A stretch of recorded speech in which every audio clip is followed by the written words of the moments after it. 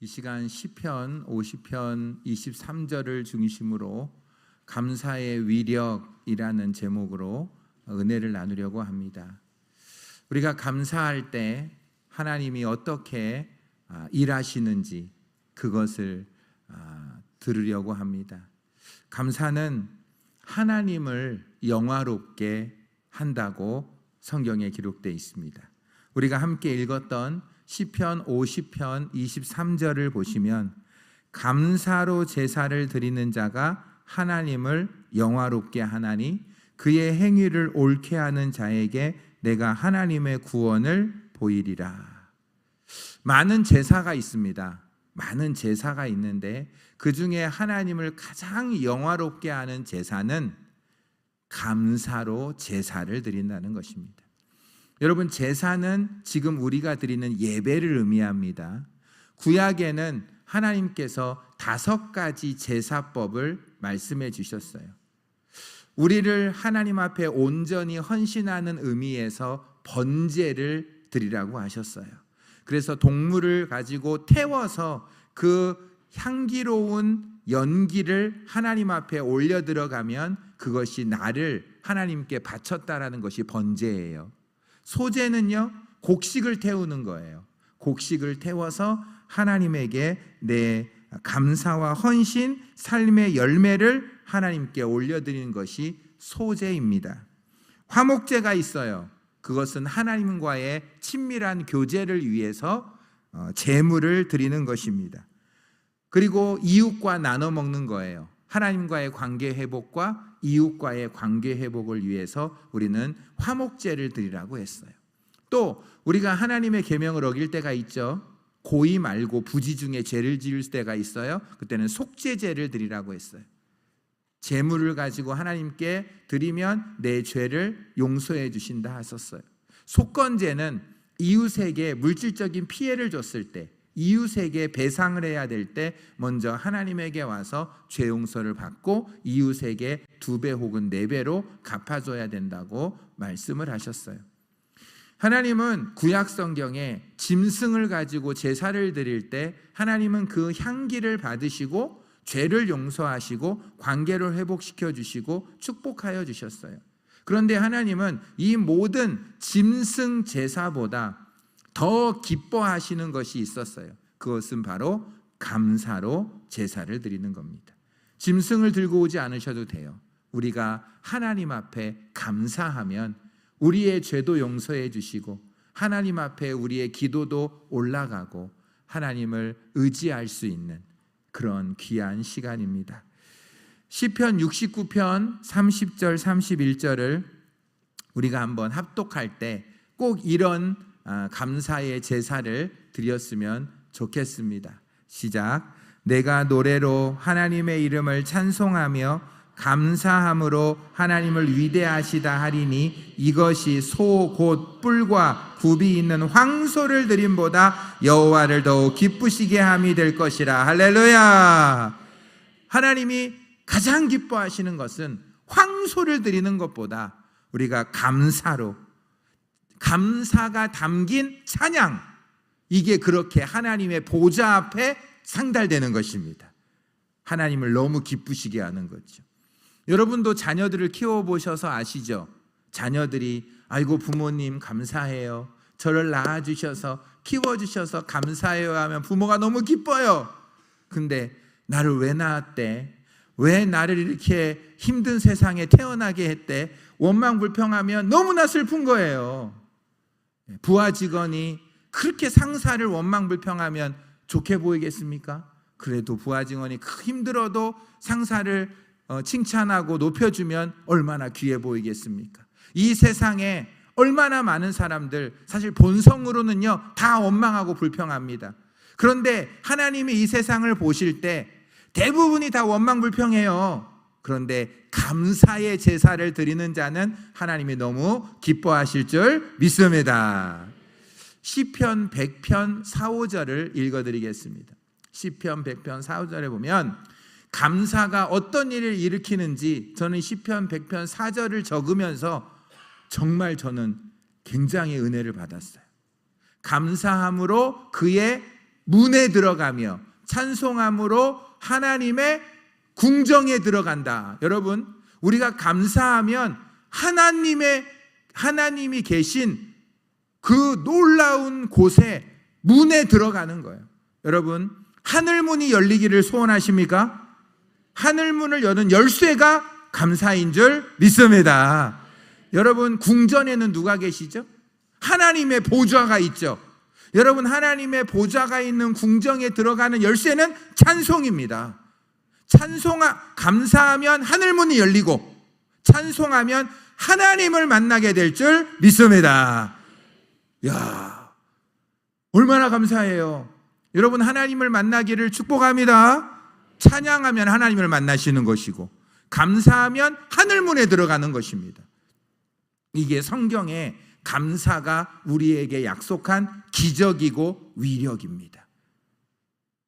두 번째는, 감사는 우리로 하여금 하나님의 복을 받게 하는 근거가 되는 것이 감사입니다. 감사하는 자에게 하나님은 복을 주신다고 약속하셨어요. 여러분, 마태복음 25장에 달란트 비유를 아십니까? 마태복음 25장의 달란트 비유를 아세요? 거기 5달란트 맡긴 종에는 열심히 가서 일해가지고 5달란트를 남겼죠? 2달란트 준 종은 열심히 가서 2달란트 남겼죠? 1달란트 준 종은 땅에 묻어서 그대로 가져왔을 때 임금이 화를 냈어요. 이쪽은 다 칭찬했어요. 착하고 충성된 종아. 그런데 여기는 악하고 게으른 종아, 어찌하여 이것을 내가 이자라도 취할 수 있는데 너에게 믿고 맡겼는데 이렇게 땅에 묻었다가 그냥 가져오느냐? 어떻게 했죠? 마태복음 25장 28절 29절에 그에게서 그 1달란트를 빼앗아 10달란트 가진 자에게 주라. 무릇 있는 자는 받아 풍족하게 되고 없는 자는 그 있는 것까지도 빼앗기리라. 여러분, 감사하면 하나님이 주신 복에 더 큰 복이 오고 원망 불평하면 있는 것도 빼앗기는 것입니다. 참 무서운 거예요. 여러분, 감사는 점진적 축복을 가져다 줘요. 작은 것에 감사하셔야 돼요. 처음부터 큰 것에 큰 거는 다 감사하죠. 작은 거에 감사하면 하나님이 그 작은 것 감사할 때 큰 것을 불러주시는 거예요. 감사는 메아리예요, 메아리. 내가 야호하면 저쪽에서 다시 오죠. 내 감사는 감사를 불러와요. 여러분, 촛불에 감사하면요, 전등불을 주세요. 전등불에 감사하면요, 달빛을 주세요. 달빛에 감사하면 햇빛을 주세요. 햇빛에 감사하면 천국빛을 주신다는 거예요. 천국빛부터 주세요 라고 하면 안 돼요. 천국빛 주세요, 감사할게요. 그것이 아니라 지금 내게 주어진 촛불에 감사하라는 거예요. 그리고 전등불에 감사하라는 거예요. 달빛, 햇빛에 감사하면 해가 필요 없는 하나님의 영광의 빛이 비치는 천국의 빛을, 촛불 감사한 자에게 천국빛을 주신다는 거예요. 작은 것을 감사한 자에게 좀 큰 거, 좀 큰 거 계속해서 점진적 축복론. 여러분, 이스라엘 백성에게 제일 안타까운 게 뭐죠?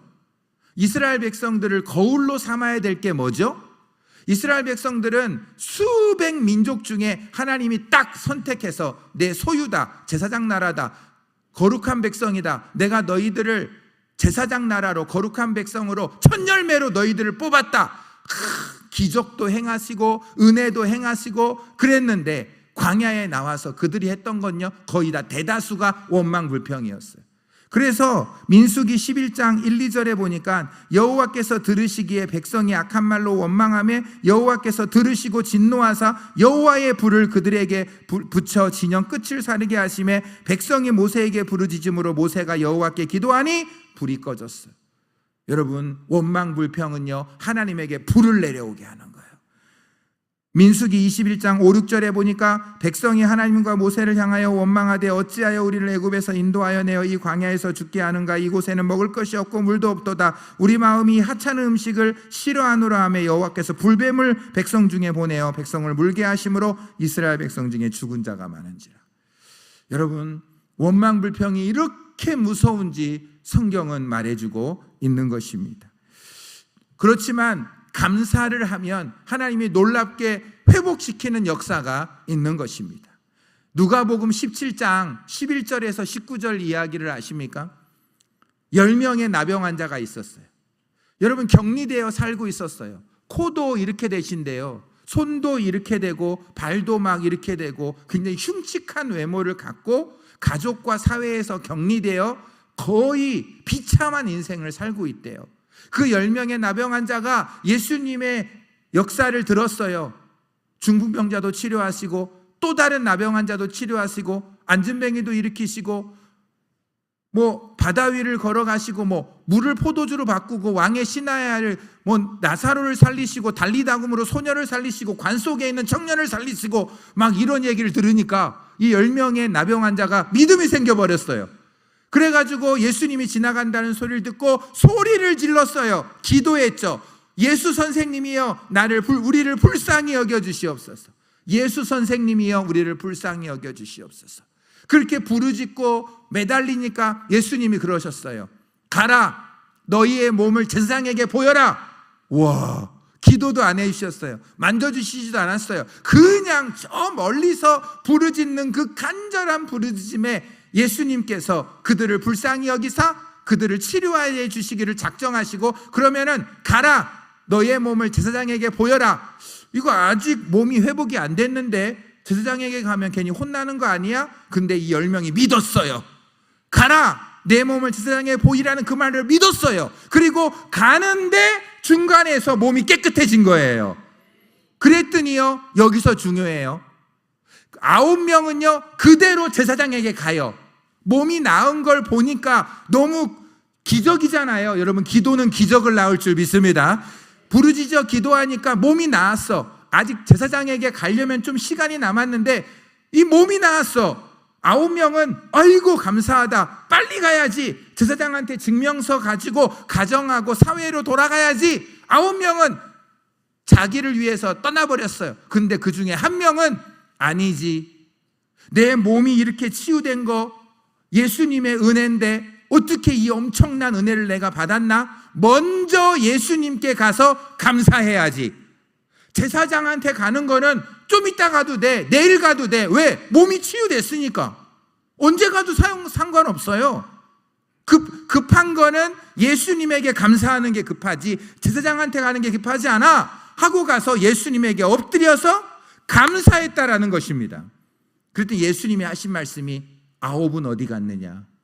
10명을 다 고쳐줬는데 9명은 어디 가고 이 이방인 한 사람만 내게 돌아왔느냐? 라고 하셨지만은 이 감사한 한 명의 회복된, 치유된, 나병균이 사라진 이 한 명의 나병 환자에게 뭐라고 말씀하시냐면, 가라, 내 믿음이 너를 구원하였느니라.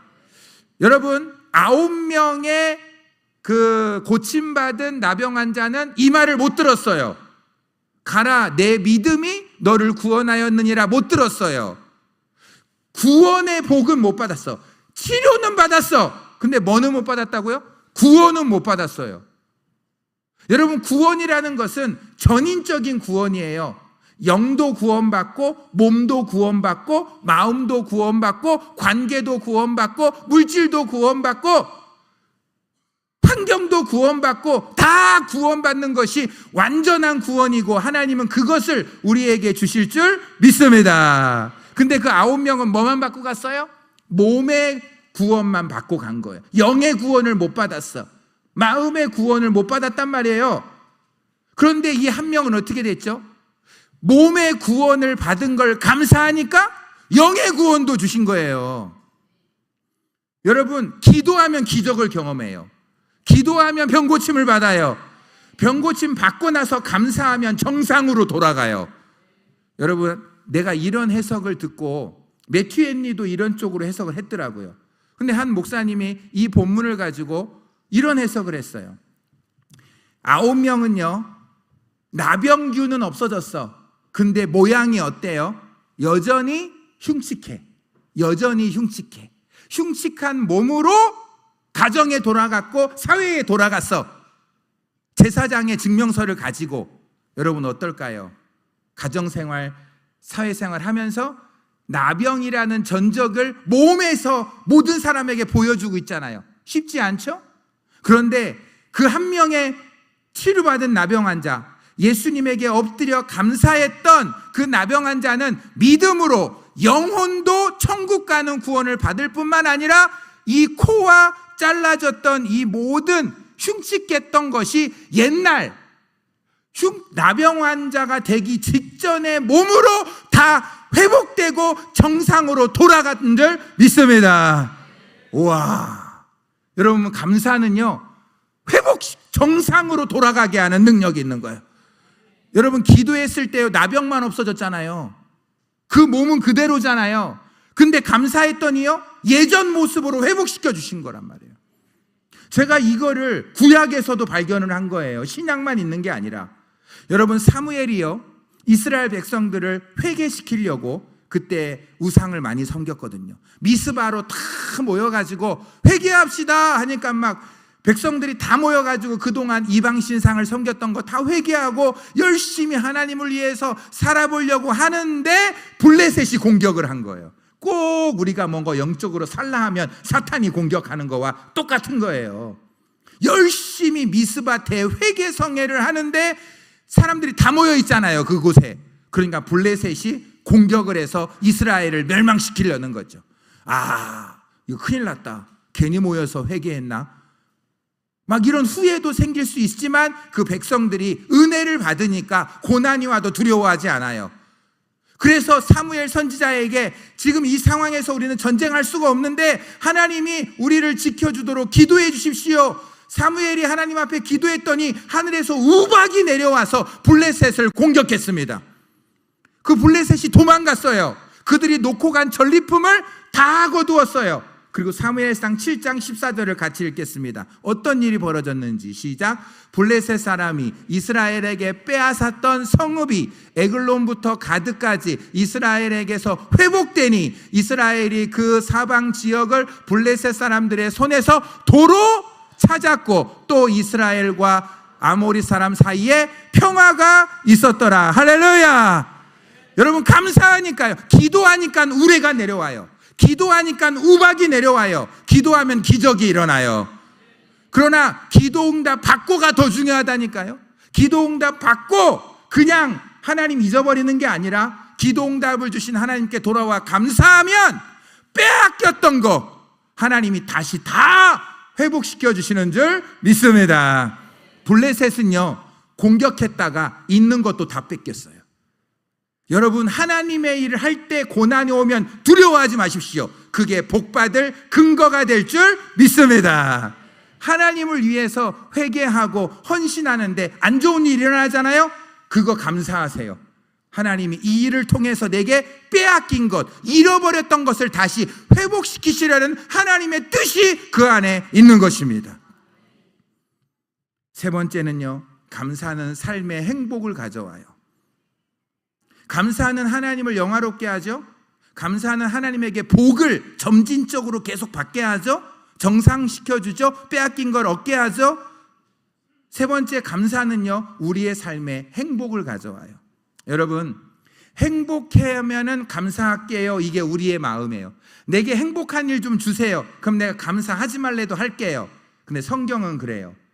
행복하지 않아도 먼저 감사해라. 그럼 감사가 너에게 행복을 가져올 것이다. 우리에게 기쁨을 주세요. 기뻐할 거리를 주세요. 기뻐할게요. 아니에요. 우리가 기뻐하면 하나님이 기뻐할 거리를 우리에게 허락해 주시겠다라는 거예요. 도표 하나를 보여드릴게요. 제가 이번 한 주간 동안 감사를 연구하면서 감사가 행복을 가져오는 이유는 그 중간에 감사하는 자에게 하나님이 낙관적인 마음을 갖게 해주세요. 하나님이 지켜주실 거야.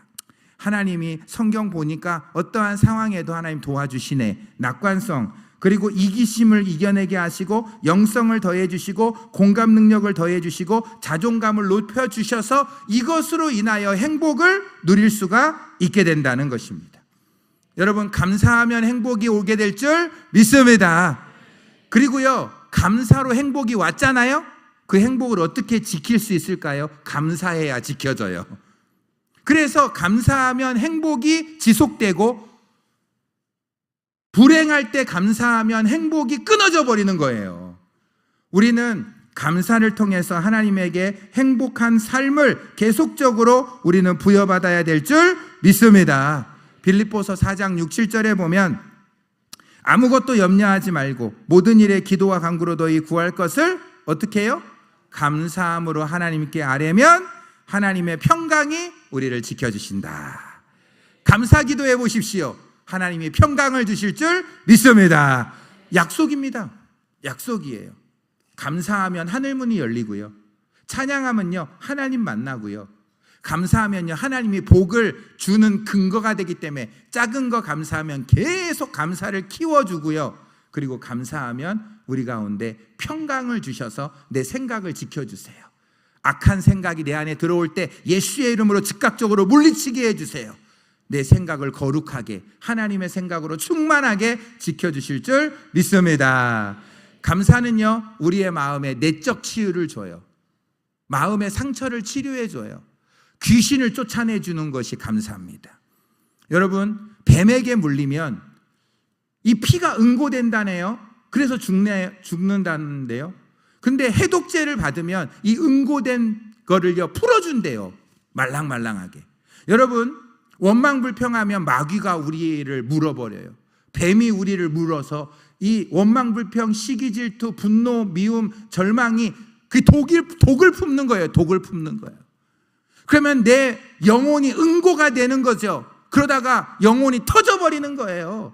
그런데 감사는 해독제예요. 감사의 해독제를 딱 맞으면 그 원망불평했던 마음, 시기질투, 불안, 염려, 걱정, 두려움, 좌절, 절망감이 싹 응고된 게 풀어지면서 하나님께서 내 삶을 다시 회복시켜 주실 거라는 기대감으로 하나님을 더욱더 바라보게 하는 내적 치유의 역사 하나님 우리에게 일으켜 주시옵소서. 여러분 마음에요 근심, 걱정, 두려움이 있으면 어떻게 될까요? 뼈가 마른다고 돼 있어요. 우리가 항상 기뻐하고 쉬지 말고 기도하고 범사에 감사하면 이게 하나님의 뜻이고 성령님이 그 사람을 강하게 역사하시는 거예요. 그래서 제가 하나 배웠어요. 어떤 분이요 아주 중요한 일에 들어가야 되잖아요. 아니면 저같이 예배 드리러 올라와야 되잖아요. 이때 성령님이 저를 지배하셔야 되잖아요. 인간의 말이 아니라 성령님이 하시는 말씀만이 우리에게 믿음을 주고 변화를 주고 능력을 주고 치유를 주고 회복을 주잖아요. 그러면 설교자 저가 성령님이 저를 사용하시기에 합당하게 내 영혼을 하나님께 드려야 돼요. 그러면 저는 이 강단에 올라오기 전에 제 마음을 기쁘게 해야 돼요. 제가 감사가 넘쳐야 돼요. 제가 쉬지 말고 기도해야 돼요. 그럼 성령님이 저를 사용하시는 거예요. 여러분도 마찬가지예요. 여러분이 중요한 사업과 미팅이 있어요. 여러분이 어떤 시험을 치기 전에 성령님이 이 시험 가운데 이 사업 가운데 성령님이 역사하기를 소원하십니까? 그렇다면 어떻게 하셔야 합니까? 성령님이 나를 사용하실 수 있도록 내 마음의 그릇을 준비해야 합니다. 그래야 내가 알지 못하는 놀라운 역사를 일으켜 주시는 거예요. 여러분 말씀을 읽을 때 이렇게 감동된 게 있다고, 저도 말씀을 전하면서 내가 이런 말을 전한다고, 이거 다 성령님이 역사하시는 거거든요. 그러면 성령님이 원망하고 불평하고 막 이러면서 막 미워하고 저것이 막 이러면서 이러는 사람한테 성령님이 아이고 하고 막 역사하시겠습니까? 마귀가 역사하죠. 여러분 원망불평하면 마귀가 와요. 그런데 감사 찬양을 하면 하늘문이 열리고 하나님의 영이 보좌가 내게 임해서 안 되는 일도 잘 되게 될 줄 믿습니다. 하나님 잠언서 성경 볼래요? 이건 오늘 꼭 외우고 가세요. 잠언서 17장 22절 1722 이건 꼭 외우세요. 시작. 마음의 즐거움은 양약이라도 심령의 근심은 뼈를 마르게 하느니라. 마음의 근심은 양약이다. 여러분 오늘 약을 많이 드셔야 됩니다. 마음이 즐겁기를 예수님의 이름으로 축원합니다. 마음이 즐거우면 자연 치유돼요. 말씀 듣다가 치유돼요. 기도받다가 치유돼요. 찬양하다 치유돼요. 혈관이 뚫어져요. 파킨슨병이 사라져요. 치매도 떠나가요. 불면증도 사라져요. 여러분 마음의 즐거움은 양약이라도. 이거 수천 년 전에 기록된 성경 구절이에요. 여러분 마음의 근심이요, 뼈를 마르는데 우리 살하고 세포하고 관절, 이 근육은 어떻게 할까요? 완전히 없애버리겠네. 마음의 근심이 뼈를 마르게 하는데 내 살은 어떻게 될까요? 완전히 녹여버리지. 엄청나게 무서운 거예요. 하나님, 우리로 하여금 근심케 하는 악한 마귀 권세 예수님의 이름으로 물리쳐 주시옵소서. 근심이 사라져야 될 줄 믿습니다.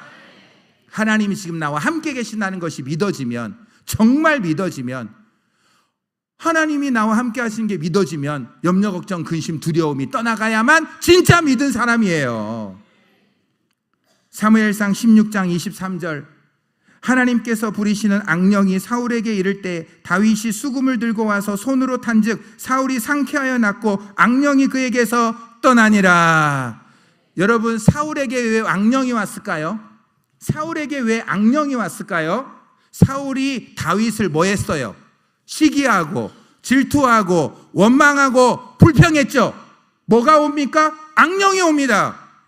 다윗은요, 찬양하니까 악령이 떠나가고 마음이 상쾌하여 낫는 내적 치유의 역사, 독이 풀어지는 역사, 찬양 가운데 특별히 감사하며 찬양하셔야 돼요. 하나님을 뭐 하시라고요? 감사하며 찬양할 때 하늘문이 열려요. 하나님의 보좌가 내 앞에 내려와요. 하나님을 만나요.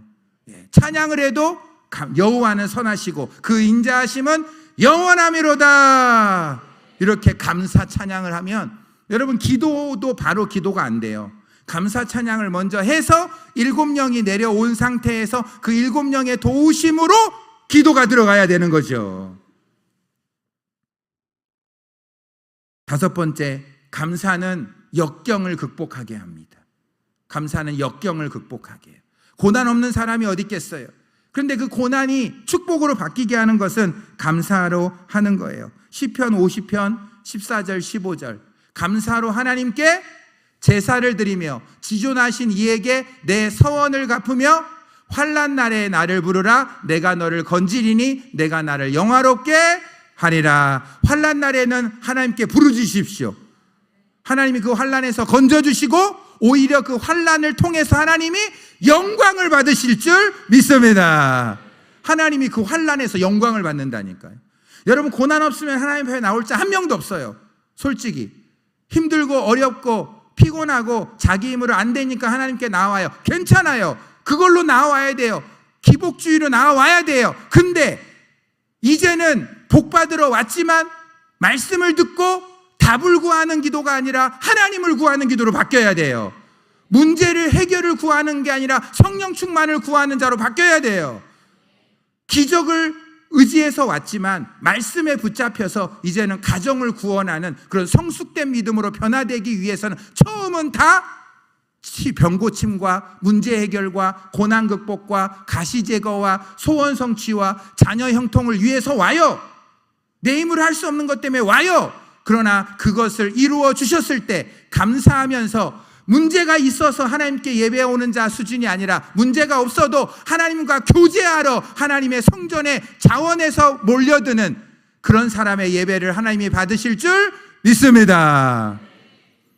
요한복음 6장 11절에 이런 말씀이 있어요. 예수께서 떡을 가져 축사하신 후에 앉아있는 자에게 나눠주시니 물고기도 그들에게 그들의 원대로 주시다. 생각해 보세요. 2만 명이 모였는데 말씀을 엄청 들었어요. 예수님이 그러셨어요. 50명씩 다 앉아라. 그리고 너희들이 갖고 있는 것 좀 걷어와라. 세상에 어른 5,000명은 갖고 온 게 없었을까? 난 모르겠지만 내놓는 분들이 아무도 없었어. 5,000명의 어른 중에 갖고 온 사람이 있지 않았을까? 하나님, 예수님이 좀 그렇게 말씀을 해주시고 조금만 내놓으라면 내놓아야지. 못 내놔 이러다가 애가 보리떡 5개, 물고기 2마리 그걸 내놓은 거예요.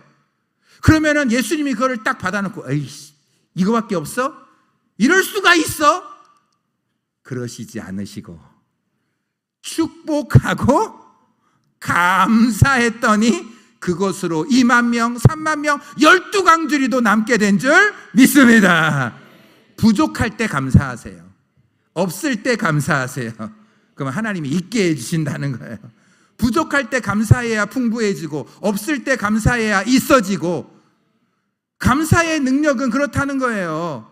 우리는 많이 있어야 많이 감사하겠다, 그거 아닙니다.